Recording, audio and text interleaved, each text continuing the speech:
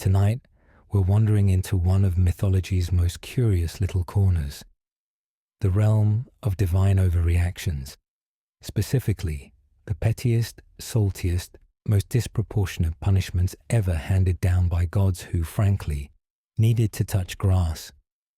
Because justice is one thing, but turning someone into a tree because they sang too well, that's another thing. Now, get comfortable, dim the lights, and if you want, let me know in the comments where you're listening from and what time it is. Ancient myths are full of drama, but they're also full of grudges. And in many stories, the gods were less about moral lessons and more about personal vendettas. You laughed at the wrong moment, bragged a little too loud, wore the wrong outfit, boom, eternity in spider form. Some of these are familiar, others are rare, but they all share the same underlying energy. How dare you? We'll visit Greece, of course, the global headquarters of mythological salt, but we'll also wander through Egyptian deserts, Norse snows, Indian forests, and the misty mountains of Japan and Finland. Each story short, strange, and soaked in symbolic spite. Some are tragic, some are funny, and some just make you go, okay, wow, maybe relax. But don't worry, you're safe. You didn't anger a sea god. You didn't win an embroidery contest. You didn't flirt with a hero who already had a wife. So breathe easy, let the stories drift over you. And remember, if the gods are watching, maybe keep your opinions about their hair to yourself. Let's begin with a girl who challenged a goddess to a sewing match and won, unfortunately. Arachne wasn't royalty. She wasn't divine. Just a regular girl with absurd embroidery skills. Word spread far and wide. Her tapestries looked like they'd been stitched by gods, which unfortunately caught the attention of one, Athena, goddess of wisdom, war, and yes, weaving. Athena showed up disguised as an old woman, probably expecting Arachne to say something humble like, "Oh, I'm nothing compared to the gods." But instead, Arachne shrugged and basically said, "She's good, I'm better." So Athena revealed herself, dramatic lighting and all, and challenged Arachne to a divine stitch-off. The competition was brutal. Athena's tapestry showed noble scenes of the gods in all their glory. Arachne's, she embroidered all the times the gods were petty, cruel, or downright creepy. Zeus turning into animals to seduce mortals, Poseidon misbehaving, Apollo being Apollo. And here's the twist, it was flawless. Even Athena had to admit it. So naturally, Athena destroyed it. Then she destroyed Arachne, metaphorically, by turning her into a spider, a creature doomed to weave forever, with no audience and no admiration. For the crime of being technically correct and very skilled, Arachne got to live the rest of eternity as a twitchy little arachnid. Which seems harsh. Let's keep spinning forward, from thread to tears. Niobe had it all, power, beauty, and a ridiculously large number of children. Sources vary, but let's say 14. That's enough for 2 soccer teams and a backup goalie. She was proud. Too proud. Especially compared to Leto, a lesser-known goddess with only 2 kids, except her kids were Artemis and Apollo. Niobe looked at her personal army of offspring and mocked Leto. "I have more kids, therefore I win." That was her mistake. Leto didn't yell. She didn't argue. She just gave the look moms give before something breaks, and sent her kids to do the breaking. Apollo and Artemis descended with bows drawn. Apollo hunted down Niobe's sons. Artemis took the daughters. Some versions say 1 or 2 were spared. Most don't. Niobe ran. She fled to Mount Sibyllus, heart shattered, body trembling. And then she stopped. Or maybe the god stopped her. Either way, she turned to stone, frozen in grief, a statue with a face that weeps, still visible today, according to legend, all because she bragged about being a better mom. The moral: when the gods get involved in parenting debates, it ends in statues. Let's keep moving, quietly this time. We're about to interrupt someone's bath. Actaeon was just a guy out for a walk, a hunter, a hiker, a man with a pack of dogs and a love for the wilderness. One afternoon, while wandering through the woods, he stumbled upon a quiet spring, the kind of hidden place only deer and gods usually find. And unfortunately, gods were exactly who he found. There, bathing in the water, was Artemis, goddess of the hunt, the wild, and very strict privacy rules. Actaeon wasn't trying to be a creep. He just turned the wrong corner at the worst possible moment. But divine etiquette doesn't have a "my bad" clause. Artemis caught his gaze, and that was it. She didn't scream. She didn't teleport away. She just pointed. And in an instant, Actaeon began to change.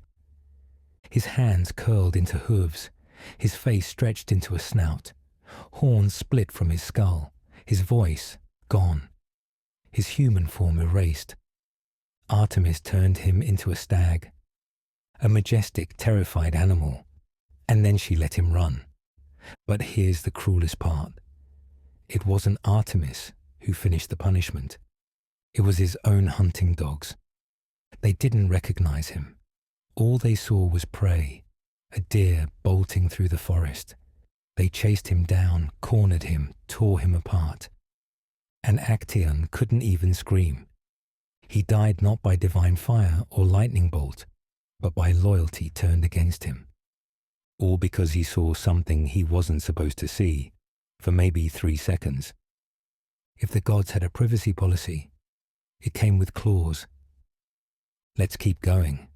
Our next guest tried to spy on a party and learned why you never crash a Dionysian cult gathering unless you really like dramatic exits. Pettiest was a king. Young, proud, and very, very serious. Too serious, in fact, for the wild new god making waves across Greece. Dionysus, god of wine, madness, theatre, and all things that make parties get out of hand. Pettiest didn't like Dionysus.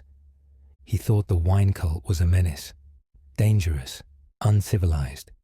He banned their rites, mocked their dances, and ignored every warning the locals gave him.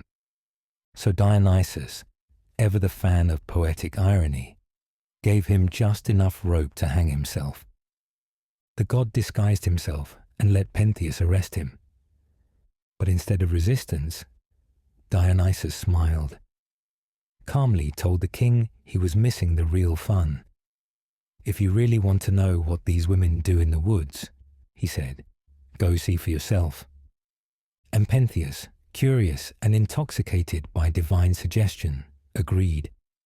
Dionysus dressed him in disguise, a wig, a dress, to pass as a Maenad, one of the frenzied women who worshipped him. Then he led Pettiest into the hills, where the wild rites were taking place. At first, Pettiest was fascinated. The women were dancing, laughing, filled with divine madness. But he climbed a tree to spy more closely, and that's when Dionysus whispered to his followers. To the Maenads, Pettiest no longer looked like a man in disguise. He looked like prey, like a wild beast, and among them, his own mother, Agave. Driven by Dionysus's divine madness, she and the others dragged him from the tree and tore him apart, limb by limb, believing they were slaying a lion. Only afterward, holding her son's severed head in her hands, did Agave realize what had happened. A king wanted to expose a god's secrets, and ended up as a cautionary tale. Let's keep going. The next man cheated death, twice. The gods made sure it wouldn't happen again. Sisyphus was clever, too clever. The kind of clever that makes gods nervous. As king of Corinth, he already had a reputation for trickery. He seduced, he lied, he betrayed guest-host oaths, which, in Greek culture, was basically the biggest crime short of stabbing Zeus with a salad fork. But things really escalated when he cheated death itself. Twice. First, when Thanatos, death personified, came to collect his soul, Sisyphus casually asked, "Hey, can I try those chains on you, just for fun?" Thanatos agreed, classic mistake, and Sisyphus locked him up. No one could die. Soldiers were stabbing each other, and nothing was happening. Hades was not amused.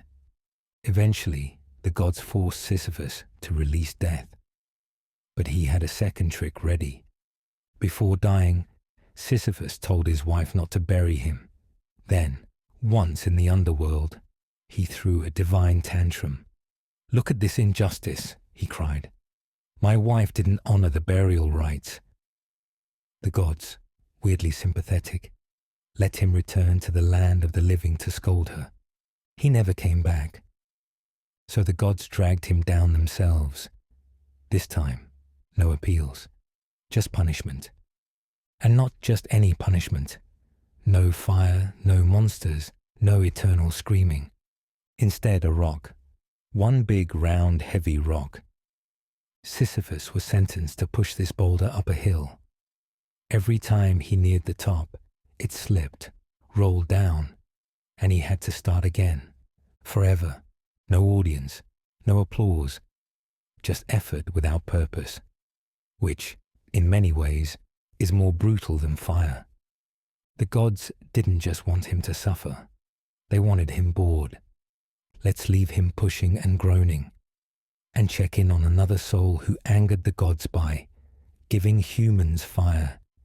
Prometheus had one fatal flaw. He cared. And in Greek mythology, that's usually a mistake. He was a titan, older than the Olympians, but he had a soft spot for humans. Zeus, meanwhile, wasn't exactly handing out party favors. When he took fire away from mortals, Prometheus thought, "Fine, I'll fix it." So he snuck into Olympus, grabbed some flame from the forge of Hephaestus, and brought it back down in a fennel stalk. Instant warmth, cooked food, light in the darkness, civilization basically. Zeus was not impressed. He didn't just punish Prometheus, he made an example of him. The sentence? Chained to a rock in the Caucasus Mountains. And every single day, an eagle, Zeus's personal liver removal contractor, would swoop down and eat his liver. Every night, the liver grew back. Every morning, brunch, no trial, no forgiveness, just eternal organ regeneration and bird trauma. And here's the extra petty part. Prometheus was immortal. He couldn't even pass out or die. He just had to lie there, fully conscious, forever, inventing new ways to hate birds. Eventually, Hercules came along and broke the chains. But Zeus didn't really lose. Prometheus still had to wear a ring made from the rock he was chained to, as a reminder. Even his freedom came with a tracking bracelet. All this for sharing a spark. So next time you turn on the stove, maybe thank Prometheus, or at least glare at the nearest bird on his behalf. Let's keep going. We've got another Greek punishment lined up. One where the pain wasn't physical, it was social, eternally so. Echo had one job, distract Hera. Not a great career path, honestly, but as a mountain nymph, she had a talent for chatter. So when Zeus was sneaking around, as usual, Echo would keep Hera busy with endless small talk, while he vanished with whoever. It worked, for a while, until Hera caught on. And Hera didn't shout, she didn't curse. She just narrowed her eyes and said, "From now on, you may have the last word, but never the first." That was it. No screaming skies, no divine lightning, just a curse tailored with surgical pettiness. Suddenly, Echo could only repeat what others said. No opinions, no greetings, no confessions, just fragments, reflections. Then came Narcissus, the handsome human statue of self-obsession. Echo saw him in the woods and instantly fell in love. But when she tried to speak, all she could do was echo him. He said, "Who's there?" She whispered, "There." He said, "Come to me." She rushed forward, and he recoiled. Humiliated, she fled into the mountains. Her body faded, her bones vanished. Only her voice remained, a ghost trapped in repetition. And Narcissus? He fell in love with his own reflection in a pool of water, stared at it until he died. 2 tragedies, 1 curse, all because Echo talked a bit too much and covered for a cheating god. Ancient justice, selective and extremely customized. So next time someone says echo, remember, it's not just a sound, it's a punishment, one that speaks only when spoken to. Let's move on. Our next story is about a prophetess cursed not with silence, but with never being believed. Cassandra had a gift, a divine one. Apollo, the silver-tongued god of prophecy and questionable romantic decisions, offered her a deal. "Love me, and I'll let you see the future." She said yes, then changed her mind. Apollo didn't take it well, but instead of taking the gift back, which would have been the mature thing, he added a twist. He left her with her prophetic powers fully intact. She could still see every war, every death, every disaster coming. But no one would ever believe her. Ever.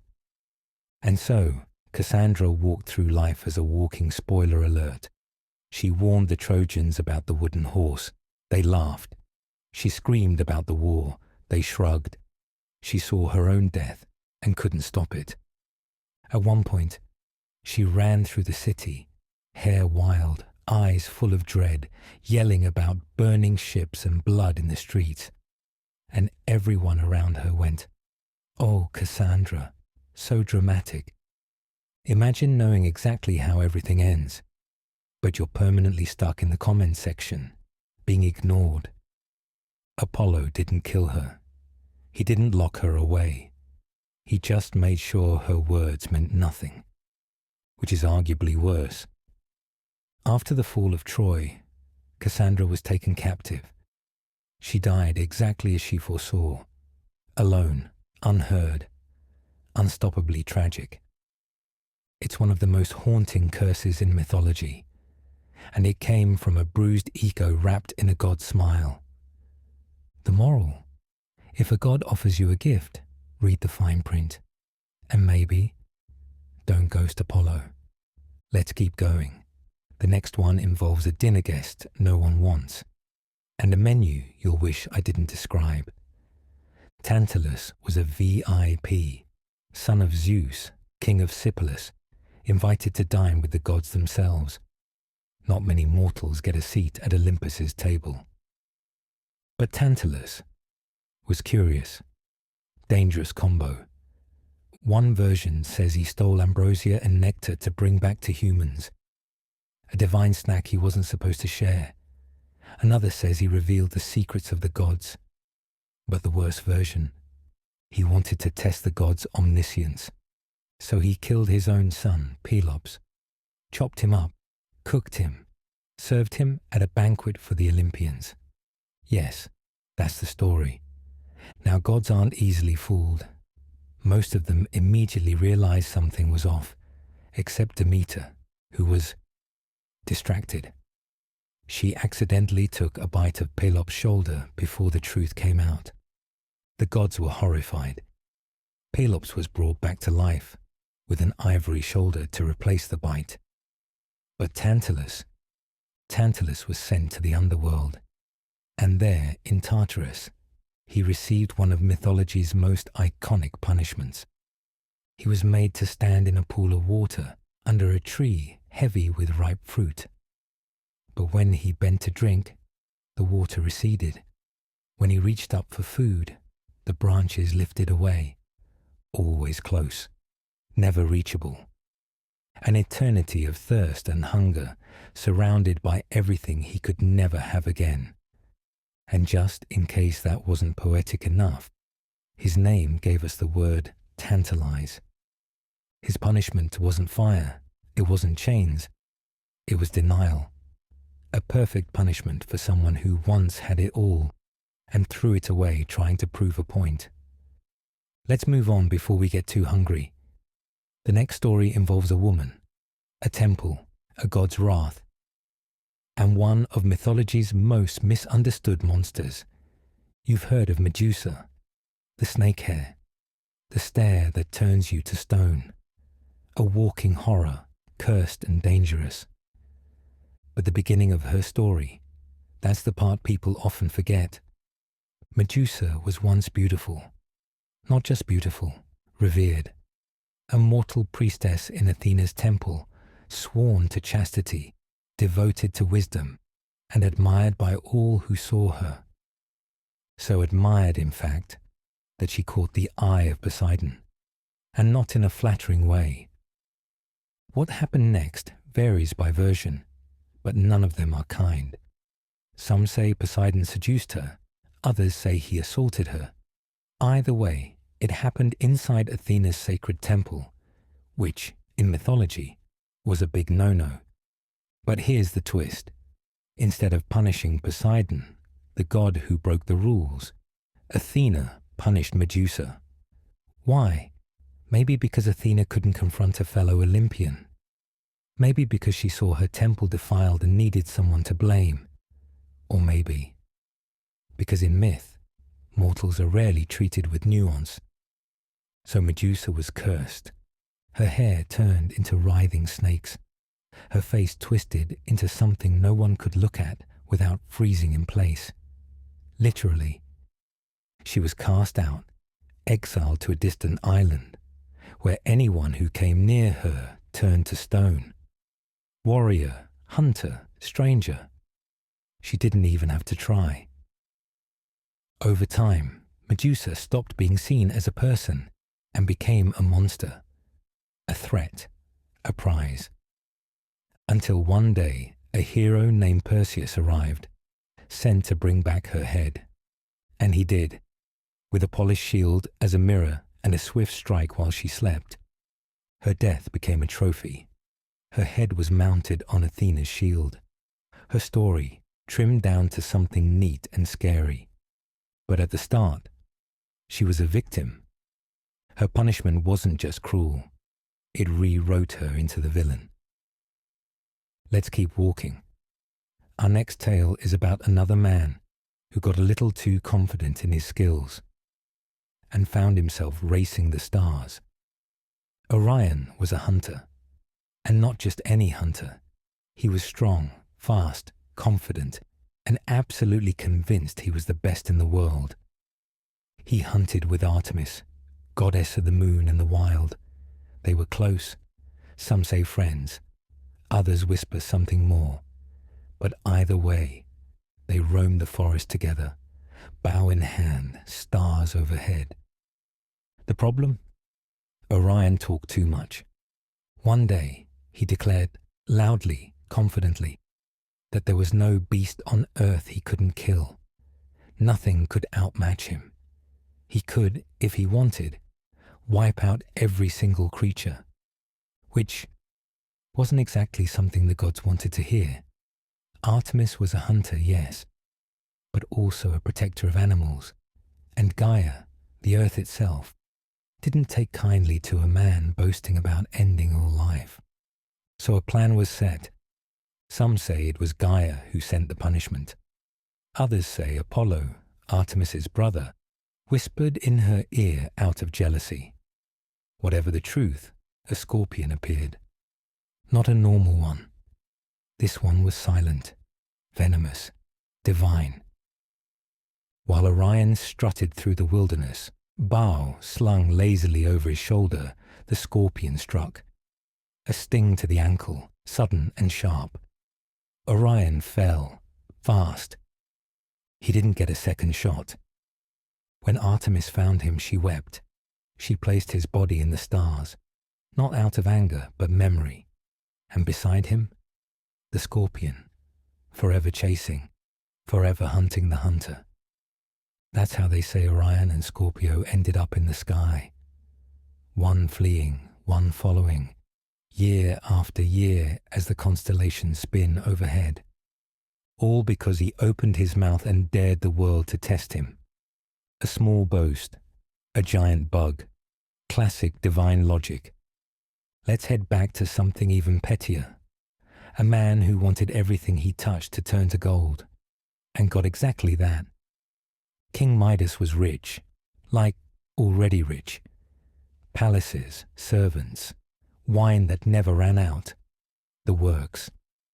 But one day, after doing a favor for the god Dionysus, involving a lost satyr, a hangover, and probably way too much partying, Midas was offered a reward, anything he wanted. And this man, surrounded by everything, said, "I want everything I touch to turn to gold." Dionysus blinked. "You sure?" Midas nodded. "Absolutely." Wish granted. At first it was great. He touched a twig, gold. A rock, gold. His bath towel, gold. He ran around laughing like a child with a magic wand. Then he tried to eat. Bread, gold. Wine, gold. The grapes turned hard in his mouth. His stomach growled. Still gold. And then, in the most poetic version of the myth, his daughter ran up to hug him. You can guess what happened next. Midas stood there, alone, panicking in a palace made of gold. His food, inedible. His family, solid. His joy, very short-lived. Suddenly, gold wasn't treasure. It was a trap. He begged Dionysus to take it back. Fortunately, the god was in a forgiving mood.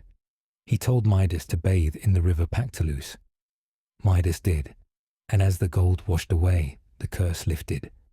His daughter returned to life. His food unhardened. His fortune still fine.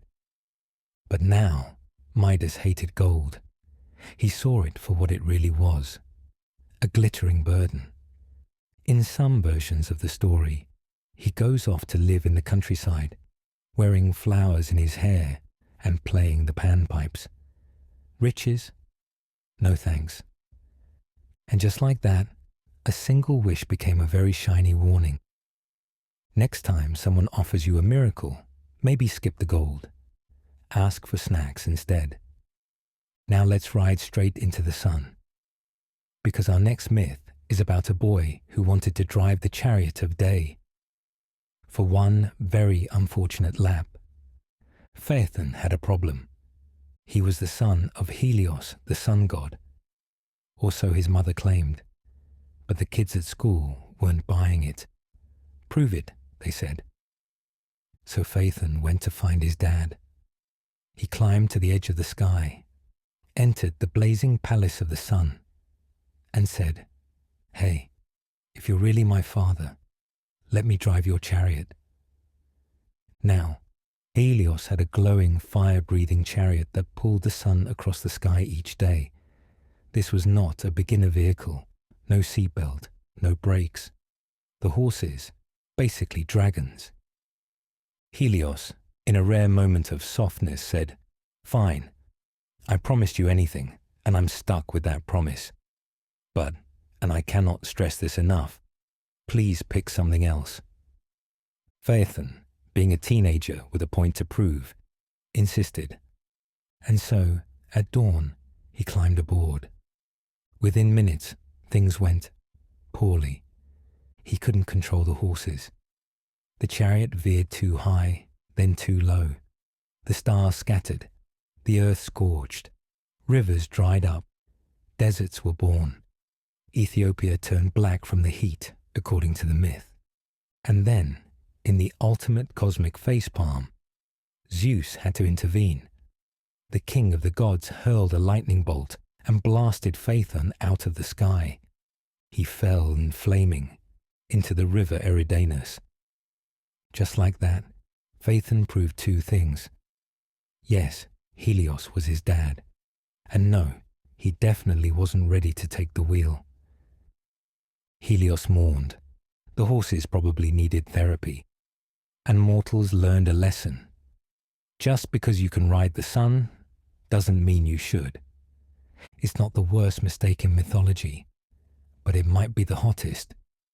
And speaking of fiery disasters, let's head somewhere a little older, a little sandier, where the gods had animal heads, eternal power struggles, and punishments served with hieroglyphic flair. Welcome to Egypt. In ancient Egypt, Osiris wasn't just king, he was beloved. People praised his rule, the crops flourished, festivals lit up the Nile. He was the kind of leader who brought peace without having to raise his voice. Unfortunately, his brother Set hated every second of it. Set, god of chaos, desert, and general sibling envy, watched Osiris shine and decided it was time for some creative succession planning. He built a lavish coffin, carved to Osiris's exact measurements, and announced at a banquet that whoever fit inside could keep it. Naturally, only one person fit. Osiris lay down. The lid slammed shut. Set sealed it tight, tossed it into the Nile, and smiled. King problem solved. Except it wasn't enough. When Isis, Osiris's devoted wife, found and tried to revive his body, Set stole it again, then dismembered it. 14 pieces scattered across Egypt, just to make sure no one could put him back together. It was vengeance by jigsaw puzzle. But Isis, stubborn and skilled, retrieved the parts, stitched him back together, and with a little divine help, resurrected him. Osiris couldn't return to rule the living, but he became king of the underworld, revered, eternal, and beyond Set's reach. So yes, Set got the throne for a while, but Osiris got something bigger. Legacy, respect, worship. Set got chaos. Osiris got immortality. Petty jealousy met mythic consequences. And speaking of eternal toil, let's now visit someone else trapped in a cycle, not by murder, but by paperwork. Endless, cosmic paperwork. Thoth was the Egyptian god of wisdom, writing, magic, and the moon. Basically, your ancient overachiever with a bird head. He invented language. He measured time. He recorded the deeds of gods and mortals alike. But most importantly, he kept records. And when you spend eternity scribbling down the fate of every soul, you start to value good handwriting and punctuality. So Thoth, being the original taskmaster of divine admin, had a very specific fate for human scribes. If you lived your life scratching away on scrolls and dared to die without finishing your assignments, guess what? You didn't get peace. You got promoted. In the afterlife, these scribes weren't freed from duty. They were bound to it. Forever. Piles of papyrus, endless ink, zero breaks, just scratching, calculating, and keeping cosmic books balanced. Heaven? Not quite. It was more like a divine call center. Their job? Assist Thoth in maintaining the celestial library. Every judgment, every weighed heart, every soul crossing into Duat, all documented. Properly, with margins. Some myths even describe these ghost scribes haunting temple libraries, still copying spells and rituals. A few may have actually enjoyed it, but most probably just wanted a nap, or at least a new quill.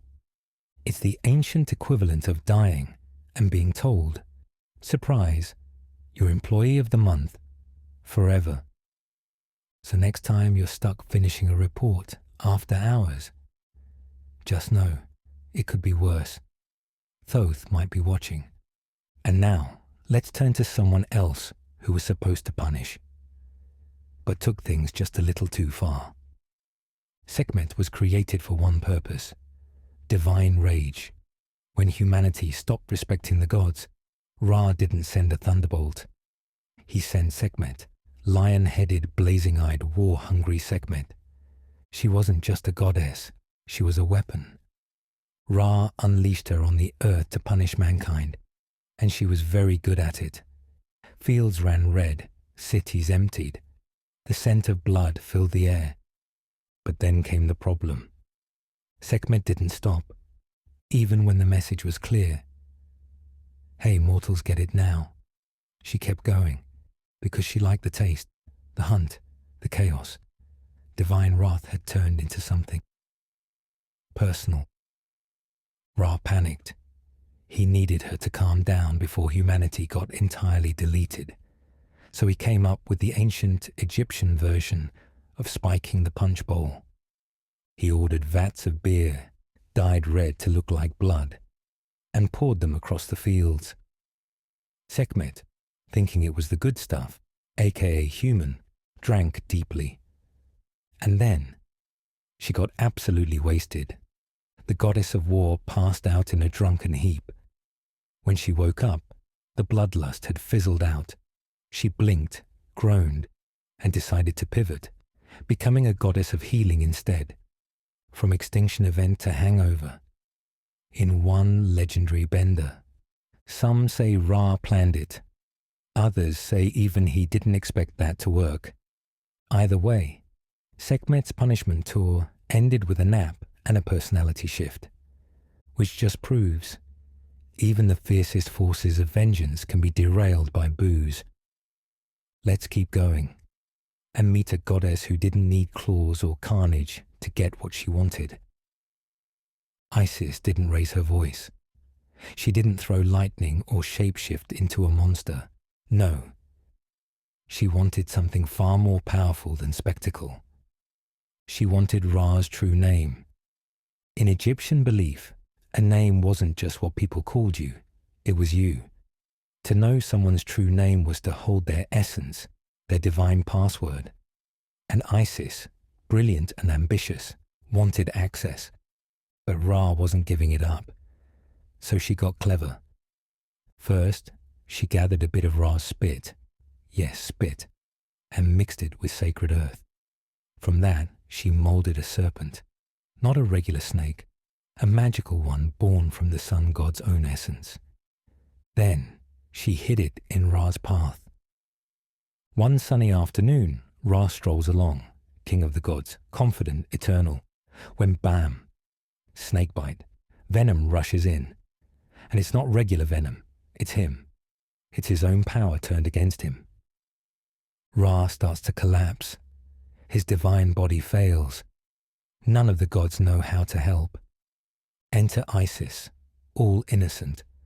Oh no, poor Ra, I might be able to help, but I'll need your true name.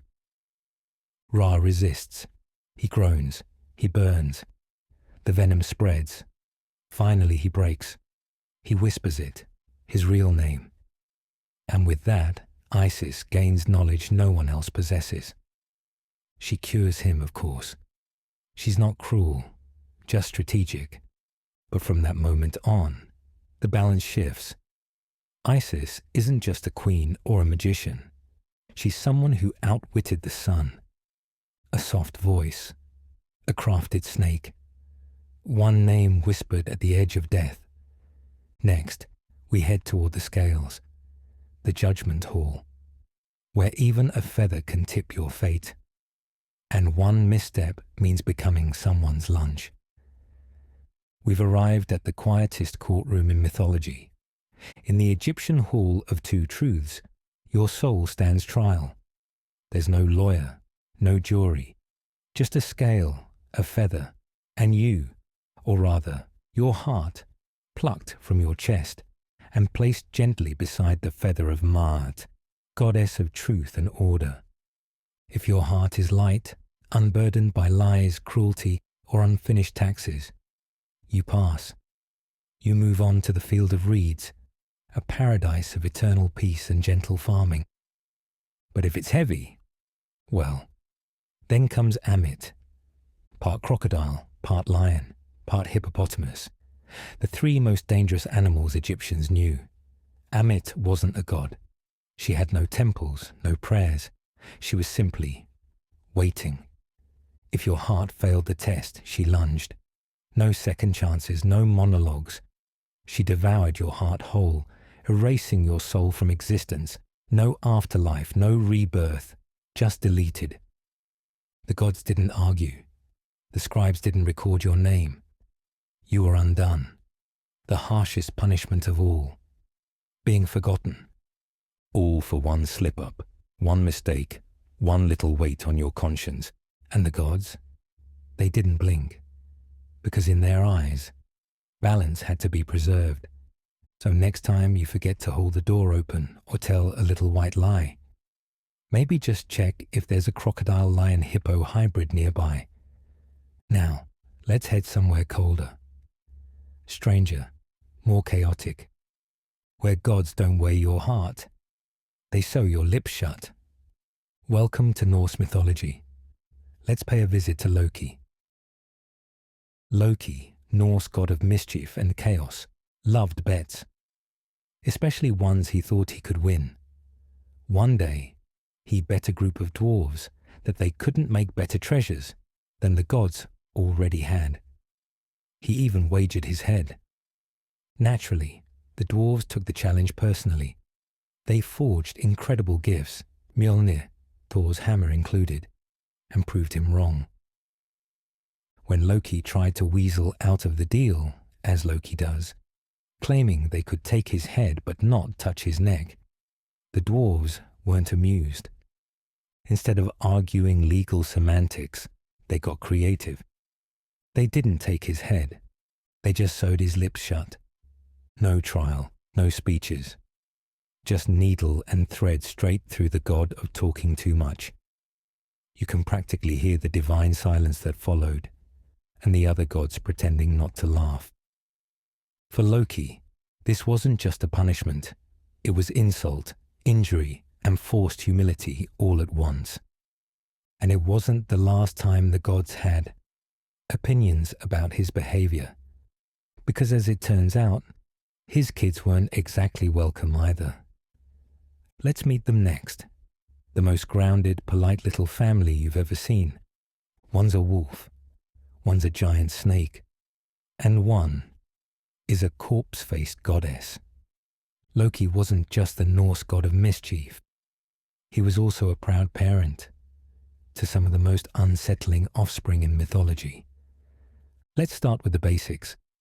Loki had 3 children with the giantess Angrboda, a massive wolf, Fenrir, a world-wrapping serpent, Jörmungandr, and a half-dead, half-living daughter, Hel. Each one of them would later play a major role in Ragnarok, the Norse apocalypse. But before any of that happened, the gods took one look at this delightful little family and went, "Nope."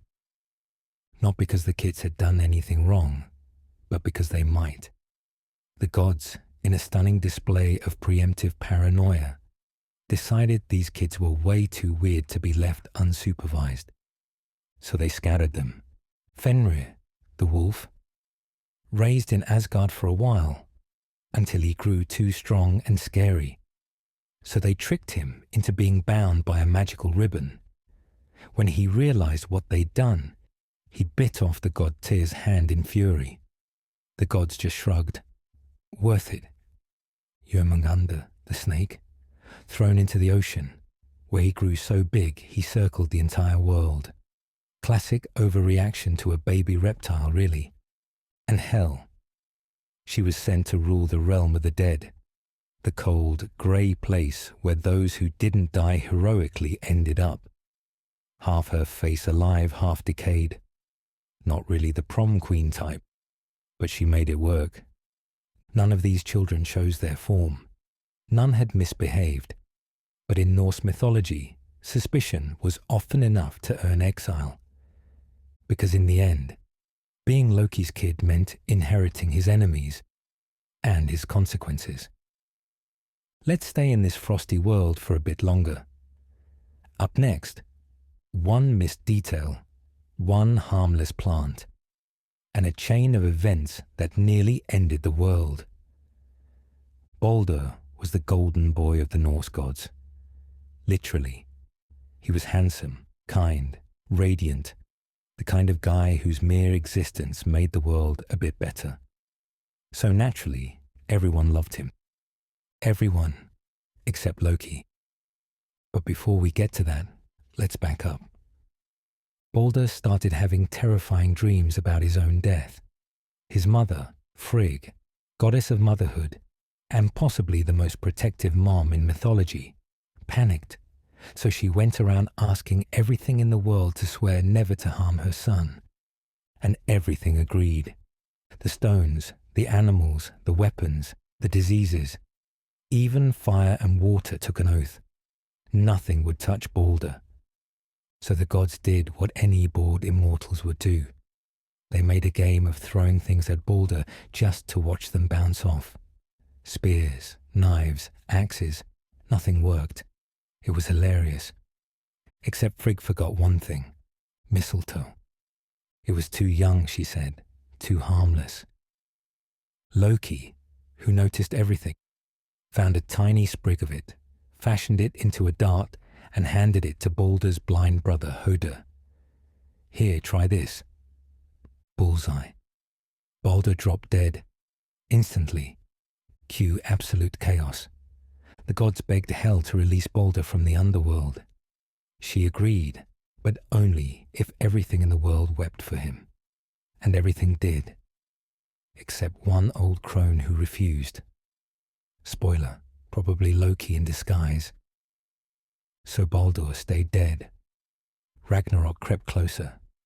And all because Frigg skipped a single item on her magical no-harm checklist. The moral? In Norse myth, even an innocent plant can cause the apocalypse if Loki's bored enough. Let's keep going. Our next tale features Thor, a goat dinner, and a boy who learned the hard way that cracking bones is a terrible party trick. Thor didn't always fly around in a chariot pulled by goats, but once he did. Their names were Tangrisne and Tangjosta, and they were special. Not just because they were magical, but because they were recyclable. See, Thor could cook and eat his goats at night, and as long as he laid out the bones properly and blessed them with his hammer the next morning, the goats would reassemble themselves, good as new, ready to pull his chariot again. It was the ultimate road trip snack. Zero waste, zero guilt. One evening, Thor stopped at a poor farmer's house and offered to share a meal. He roasted the goats, invited the family to feast, and gave only one instruction: do not break the bones. And of course, the farmer's son cracked a leg bone open, looking for marrow. The next morning, Thor raised his hammer to resurrect the goats, except one came back, limping. Thor's eyes narrowed. The family begged for mercy. Thor's hammer twitched, but in a rare act of restraint for a thunder god, he didn't smite the kid. Instead, he took the children, the boy and his sister, as servants, forever. No trial, no warning. Just, you snapped a bone, I snapped your freedom. To be fair, the kids weren't mistreated. They got to travel with the gods and be part of big adventures. But they never saw home again, because of one snapped bone.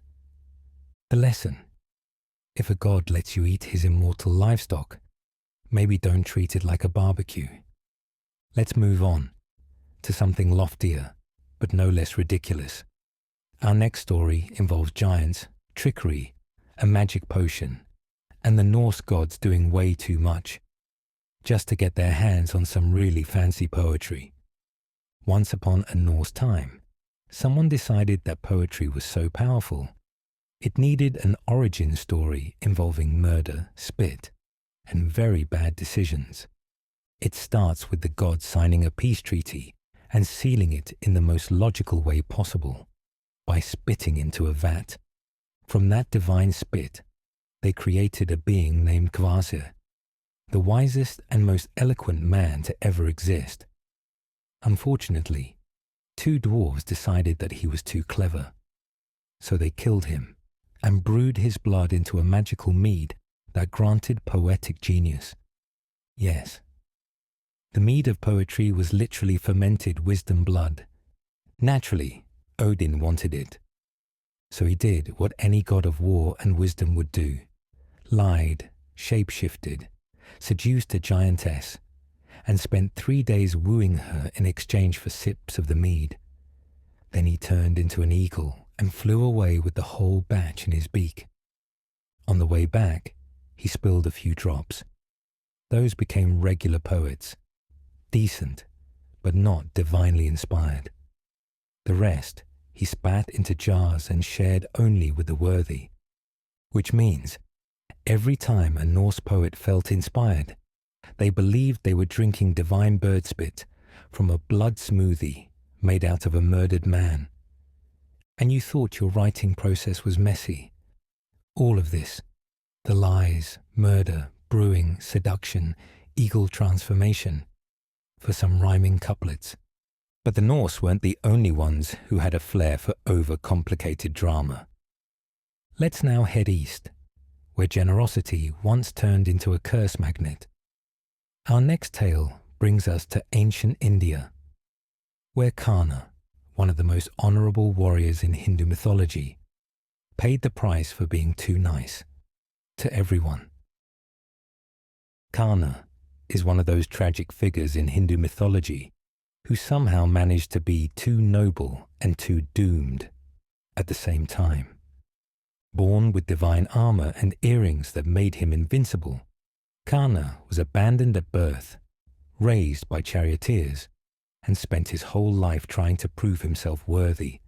And honestly, he did.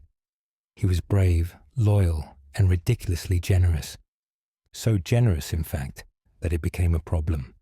See, Karna had a vow. He would never say no to anyone who asked for something, especially if they came to him just before battle. This noble-sounding policy made him very popular with his enemies.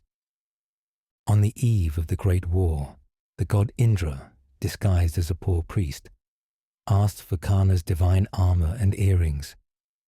Karna, knowing exactly who it was and what it would cost, still gave them away. That's like walking into a sword fight and handing over your bulletproof vest because someone asked nicely. The gods were impressed at least. Indra gave him a powerful spear in return, but it could only be used once. Meanwhile, other curses began to pile on. A teacher cursed him for learning under false identity. A Brahmin cursed him for accidentally killing a cow. Even the earth herself joined in, vowing to trap his chariot wheel when he needed it most. All for being too generous, too loyal, too good. In the end, Karna fought with honor, died with dignity, and left behind a myth soaked in divine unfairness.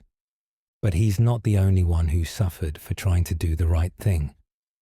Up next is a god who got a little too proud of his own perfection and lost a tooth over it. Let's meet Ganesha. Ganesha, the elephant-headed god of wisdom and new beginnings, is one of the most beloved figures in Hindu mythology. Round-bellied, kind-eyed, and the remover of obstacles. He's the guy you pray to before starting anything important. But even he wasn't safe from a little divine humbling. One version of the tale begins with Ganesha feeling quite pleased with himself. He had just scribed the entire Mahabharata, a massive epic, at the request of the sage Vyasa. The catch? He had to write it without pause, no stopping, no breaks. The pen broke. Too bad. He had to keep going. So to stay true to his word, Ganesha snapped off his own tusk and kept writing. Dedication. Yes, but it also planted the seeds of pride. In another telling, Ganesha blocked the way of Parashurama, a powerful warrior sage, refusing him entry to Shiva's chambers. Ganesha thought he was doing his job. Parashurama thought he was being disrespected. Words were exchanged, then weapons, and when Parashurama flung his axe, the one given to him by Shiva, Ganesha didn't block it.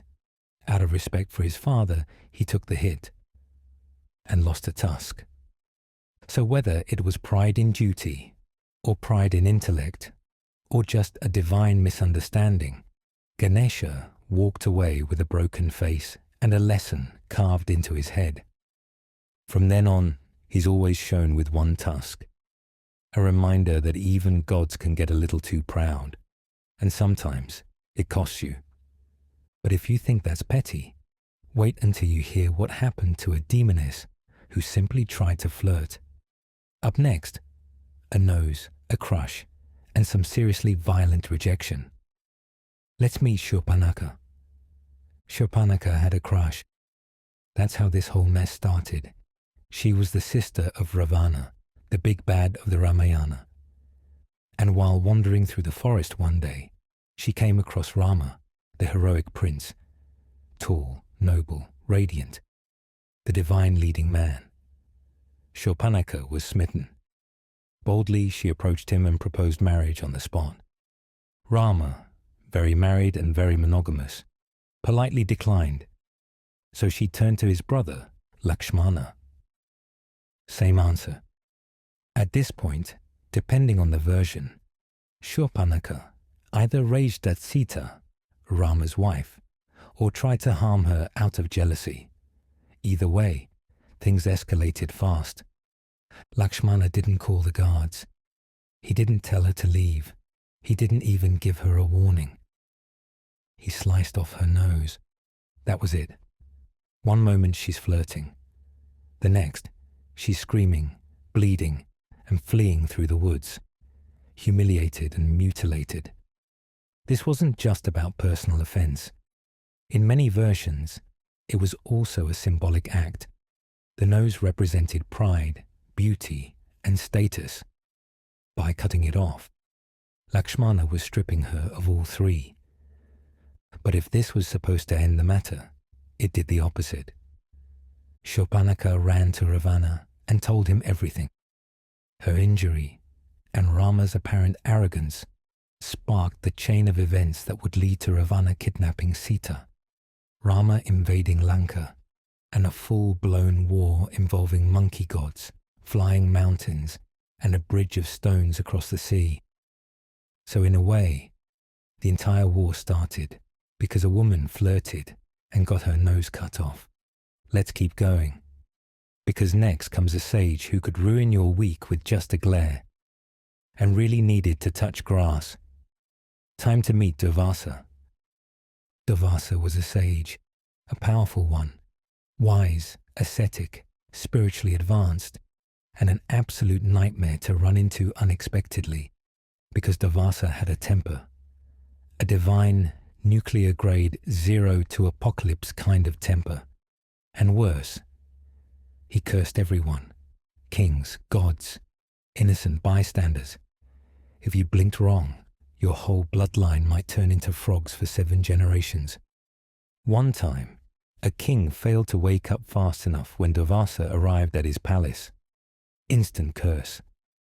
Another time, someone didn't offer him enough food. Curse. Once, he gave a gift to a goddess, and she didn't thank him enthusiastically enough. Boom. Cursed. In one of the most infamous stories, he handed a garland to Indra, king of the gods. Indra placed it on his elephant's head, and the elephant, being an elephant, tossed it aside. Durvasa saw this and immediately cursed Indra, stripping him of all divine power. That curse led to demons taking over heaven, just because of one tossed flower. Durvasa's rage wasn't evil exactly. It was more like a cosmic warning label. He represented the sacred principle of respecting sages and dharma, but still, he was like a walking HR violation. You couldn't prepare for Durvasa. You just had to hope he wasn't hungry, tired, or in a mood. Because if he was, you might spend your next life as a grasshopper with emotional baggage. And yet, no one really punished him for it, because who wants to curse the cursor? Let's move on now to another sage who didn't explode with rage, but delivered a punishment so precise, so devastating, it broke up a divine marriage. Time to meet Brigu and his legendary kick. Brigu was a respected sage, known for his knowledge, calm demeanor, and one deeply questionable decision that still echoes through myth. Once upon a cosmic time, the gods needed to decide which deity among the Trimurti, Brahma the creator, Vishnu the preserver, or Shiva the destroyer, was the most worthy of worship. Naturally, they sent a sage to figure it out. And naturally, that sage was Brigu. He visited Brahma first. Brahma ignored him. Strike one. Then he visited Shiva. Shiva tried to welcome him with a passionate hug. Brigu found that a little much. Strike two. Finally, Brigu arrived at Vishnu's celestial abode. Vishnu, asleep. And here's where it gets wild. Instead of waiting or politely clearing his throat, Brigu kicked Vishnu in the chest. Now pause. Vishnu is a major deity, preserver of the universe, cosmic order guy. But did he get angry? Blast Brigu into atoms? No. Vishnu woke up, apologized for not greeting him, and massaged the sage's foot to make sure it wasn't hurt. Seriously. So Brigu gave the win to Vishnu. But there was one small problem. Vishnu's wife Lakshmi, the goddess of wealth and beauty, had been watching, and she was not impressed. Brigu had kicked her husband's chest, the very place she symbolically resides, and Vishnu just smiled and took it. Lakshmi, offended by her husband's lack of pride, decided to leave. Her departure from Vishnu meant that wealth and prosperity vanished from the world for a time. Because sometimes, the punishment doesn't come from the gods. It comes from the people closest to them.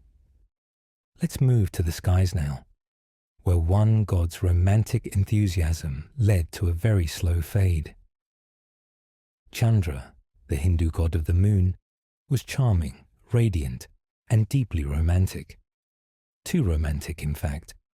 He was married to not one, not two, but 27 wives, the daughters of Daksha, a powerful celestial patriarch. These weren't random marriages either. Each wife represented a nakshatra, or lunar mansion, part of the Hindu zodiac. Now, polygamy among gods wasn't that unusual, but favoritism, that's where things started to shimmer. Chandra had a favorite, Rohini. She was beautiful, soft-spoken, and he adored her above all the others. Naturally, he spent almost all his time with her, and the rest of his wives quickly noticed. They complained to their father Daksha, who was not the type to shrug things off. He warned Chandra to be fair to all his wives.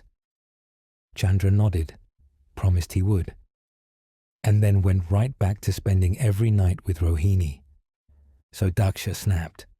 He cursed Chandra to wither away, slowly losing his light, his strength, and his form. And that's how the moon began to wax and wane. A divine love triangle turned into the celestial explanation for lunar phases. Eventually, the other gods intervened, pleading on Chandra's behalf. So Daksha eased the curse slightly. Chandra would fade, but also return. He'd die a little each night and be reborn again in an endless glowing loop. Romantic? Maybe. Overkill? Definitely. And all of this could have been avoided if he just rotated the dinner schedule fairly. Let's drift now to a different realm. One of sacred groves, quiet mountains, and deities with very specific boundaries. Our next stop, a tale from Shinto mythology, where disrespecting a kami turns out to be a spectacularly bad idea. In Shinto belief, kami are spirits. But don't let the word fool you. These aren't friendly cartoon ghosts or gentle breezes. They're forces, tied to places, storms, rivers, mountains. Powerful, proud, and easily offended. One such kami was Okuninushi, a god of medicine, nation-building, and low tolerance for rudeness. In one version of the tale, a mortal entered a sacred forest, the domain of a kami. They weren't malicious, just careless. They picked a few flowers, carved their name into a tree, and laughed at an old shrine. No big deal, in human terms. But to a kami, it was like someone walking into your house, moving the furniture, and insulting your grandmother. The spirit didn't unleash fire or lightning. That would have been too generous. Instead, the mortal's luck began to rot. Their animals sickened. Their tools broke. Their friends avoided them. And worst of all, every time they spoke, their voice came out wrong, slurred, crooked, as if the air itself didn't want to carry their words. Realizing the cause, they returned to the forest, this time with offerings, rice, sake, folded paper prayers. They apologized and left without turning their back to the shrine. And just like that, the air cleared. The kami didn't forget, but they forgave. Sort of. Shinto stories rarely feature eternal torment, but shame, social ruin, quiet humiliation that teaches a lesson. That's more their style. Next time you pass a mossy shrine or a quiet torii gate, bow, just in case. Let's leave Japan behind now and paddle over to warmer waters, where a Polynesian trickster thought fire would be more fun if he owned it. Coming up, Maui, and a theft that lit the world. Maui was a demigod, but more importantly, he was that guy, the one who couldn't leave well enough alone, the one who poked the sun, slowed it down, lifted islands out of the sea, and eventually decided that fire shouldn't belong solely to the gods. In Polynesian traditions, fire originally came from the underworld, guarded closely by the fire goddess Mahuika.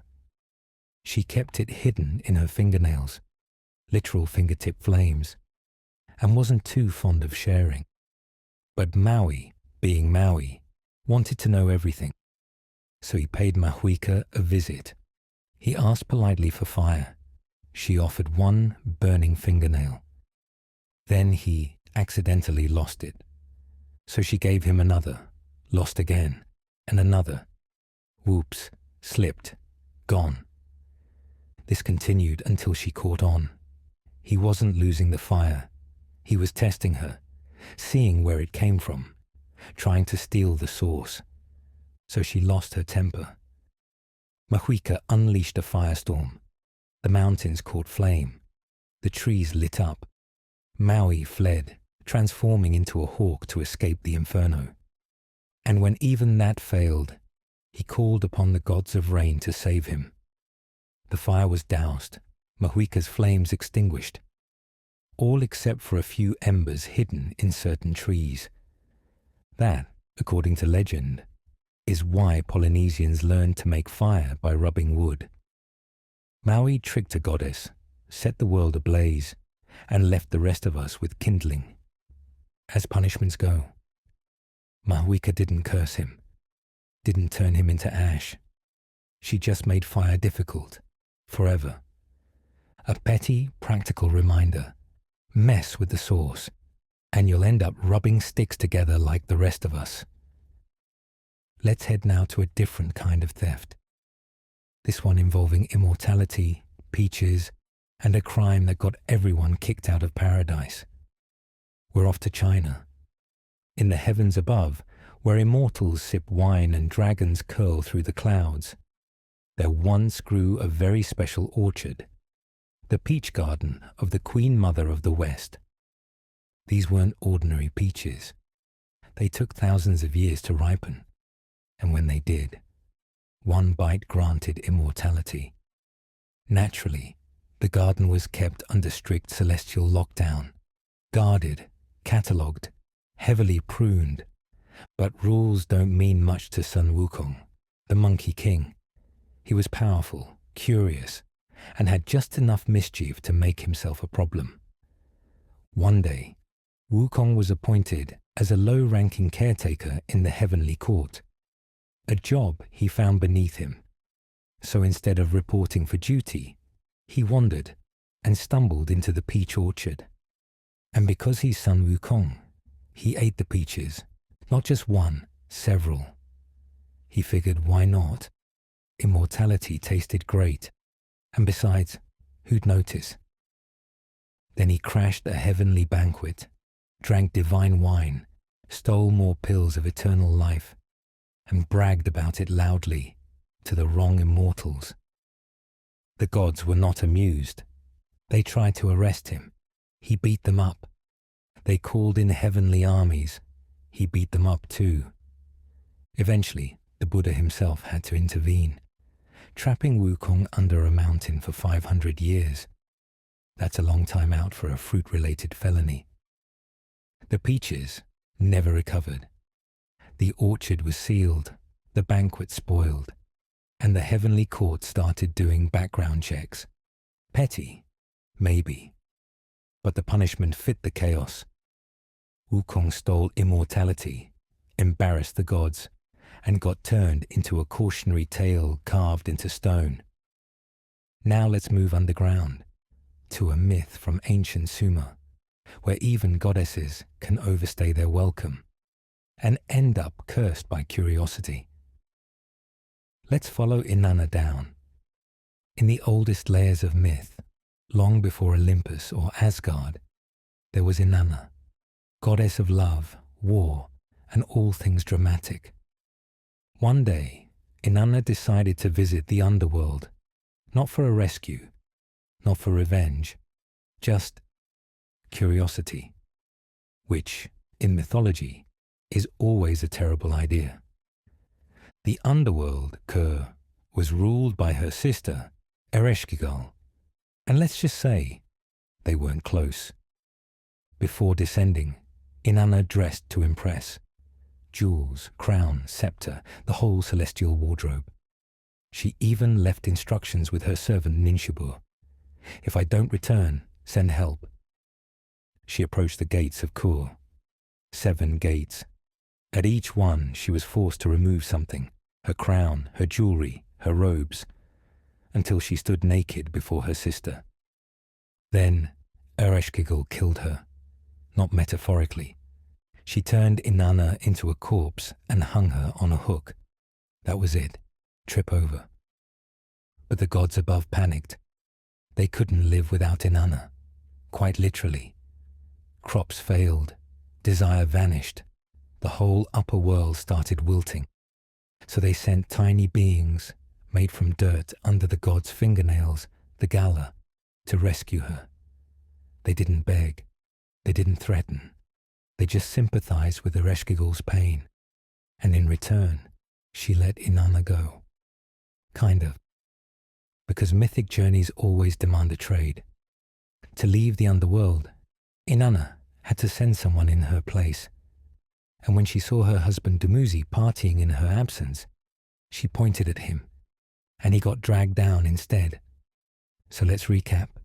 She got curious, died, broke death, and then traded her husband like an overdue library book, all because she wanted to see what was downstairs. Now let's move to the cold hills of Wales, where a woman made of flowers learned the hard way that marriage vows are taken very seriously. Once upon a time, in Welsh legend, there was a man named Lawgifs who, thanks to a divine curse, could never marry a human woman. So his uncle, the magician Gwydion, decided to game the system.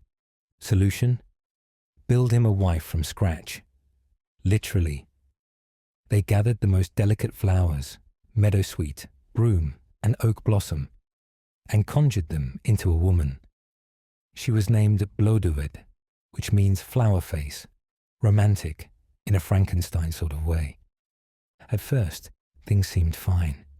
She married Lö and went about her flower wife duties.